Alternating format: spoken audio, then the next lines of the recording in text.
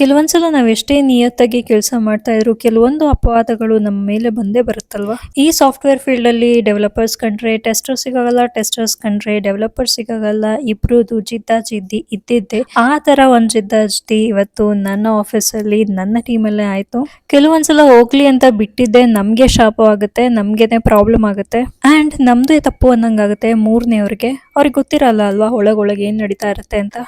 ತಪ್ಪು ಅಂತ ಹೇಳಿದ್ರೆ ಯಾರ್ಯಾರಿಗೋ ಎಲ್ಲೆಲ್ಲೋ ಬಿಡುತ್ತೆ ಅಲ್ವಾ. ನನ್ನ ಕೆಲ್ಸನೇ ಅದು, ನಾನ್ ತಪ್ಪನ ಕಂಡಿಡಿಲೇಬೇಕು, ಅವ್ರಿಗೆ ಹೇಳಲೇಬೇಕು, ಅವ್ರಿಗೆ ಹಾಕೊಡ್ಲೇಬೇಕು. ಅದಕ್ಕೆ ಉರ್ಕೊಂಡ್ರೆ ನಾನೇನ್ ಮಾಡಕ್ಕಾಗುತ್ತೆ. ಅಷ್ಟು ಇದ್ದರು ತಪ್ಪಿಲ್ದಂಗೆ ಕೆಲ್ಸ ಮಾಡ್ಬೇಕಲ್ಲ. ಅವ್ರುನು ಇಲ್ಲಿ ಬಕೆಟ್ ಇಟ್ಕೊಂಡು ಅವ್ರ ಜೊತೆ ಕಿಲ ಅಂತ ಮಾತಾಡ್ಕೊಂಡು ಅವ್ರು ಹೇಳ್ದಂಗೆ ಜೈ ಅನ್ಕೊಂಡು ಇದ್ರೇನೆ ಬೆಲೆ ಗುರು. ಅದಕ್ಕೋಸ್ಕರ ಸ್ವಲ್ಪ ಅಪ್ಸೆಟ್ ಆಗಿದ್ದೆ ನಾನು. ಏನ್ ಹೆಂಗೆ ಎಷ್ಟೇ ನಿಯತ್ತಾಗಿ ಎಷ್ಟೇ ಚೆನ್ನಾಗ್ ಮಾಡಿದ್ರು ಇಷ್ಟೇ ಲೈಫ್ ಅಂತ. ಎಷ್ಟೋ ಜನ ಅನ್ಕೋತಾರೆ, ಓ ಏನು ಒಳ್ಳೆ ಸಂಬಳ ಬರುತ್ತೆ, ಒಳ್ಳೆ ಚೆನ್ನಾಗಿದ್ದಾರೆ ಲೈಫ್ ಅಲ್ಲಿ ಅಂತ. ಬಟ್ ಅದನ್ನ ರಿಯಲ್ ಆಗಿ ಫೇಸ್ ಮಾಡ್ತಿರೋರಿಗೆ ಮಾತ್ರ ಗೊತ್ತಾಗೋದು ಅದ್ರ ತೀವ್ರತೆ ಎಷ್ಟು ಅಂತ. ಮನೇಲಿ ಎಷ್ಟೇ ಪ್ರಾಬ್ಲಮ್ಸ್ ಇದ್ರು, ಪರ್ಸನಲ್ ಇಶ್ಯೂಸ್ ಇದ್ರು, ಡೈಲಿ ಅದೇ ಜೋಶಲ್ಲಿ ಚೆನ್ನಾಗಿ ರೆಡಿ ಆಗಿ ಆಫೀಸ್ಗೆ ಹೋಗ್ತೀವಿ. ಆಫೀಸಲ್ಲಿ ಏನೆಲ್ಲ ಆದ್ರೂ ಏನೂ ಆಗೇ ಇಲ್ಲ ಅನ್ನೋ ತರ ಮನೆಗ್ ಬರ್ತೀವಿ. ಇಷ್ಟೇ ಜೀವನ ಅಂದ್ಕೊಂಡು ಮನೆಗ್ ಬರ್ತಾ ಇದ್ದೆ. ಅಷ್ಟರಲ್ಲಿ ಟನ್ ಅಂತ ಒಂದು ಮೇಲ್ ಬಂತು. ಆ ಮೇಲ್ ರಿಲೇಟೆಡ್ ಟು ಸ್ಟಾರ್ ಅವಾರ್ಡ್. ಈ ಸಲ ನನ್ಗೆ ಸ್ಟಾರ್ ಅವಾರ್ಡ್ಸ್ ಬಂದಿದೆ. ಇದನ್ನ ನೋಡಿ ಓಕೆ, ನಾನು ಸರಿಯಾದ ಕೆಲಸ ಮಾಡ್ತಾ ಇದ್ದೀನಿ, ಸರಿಯಾದ ದಾರಿಲಿದ್ದೀನಿ. ಫೈನಲಿ ವರ್ಕ್ ಈಸ್ ವರ್ಕ್ ಅಷ್ಟೇ. ಅದನ್ನ ಮನಸ್ಸಿಗೂ ತಗೋಬಾರ್ದು,